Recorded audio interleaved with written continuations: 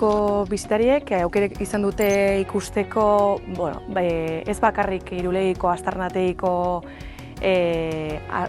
aztarnategia bera, izan dute aukera ere bizkat Arangureneko bailarako berezitasunak ezagutzea, Iruleiko mendi osoarena ere, ez bakarrik arkeologikoki, baizik eta inguru giro naturala ezagutzeko aukera ere izan dute, zenolako area bioklimatiko ezberdina daukan, zenolako fauna, landarea ere daukan, eta gero garrantzitsuna edo pixkat kulminatu izan duna bizita hau izan da Iruleiko Burdinaroko aztarnategia bizitatzea hori.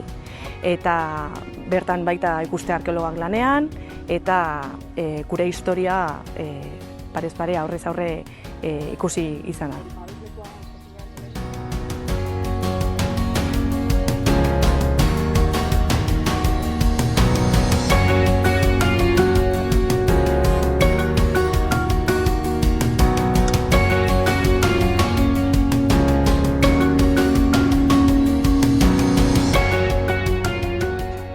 Gauza berria, interesantea, ona.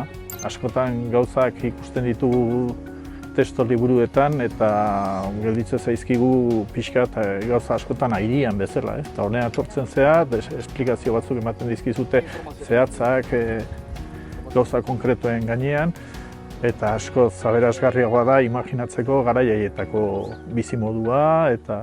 Ekainaren 12an hasi ginen lanean, eta bukatuko dugu ofizialki irailaren 17an.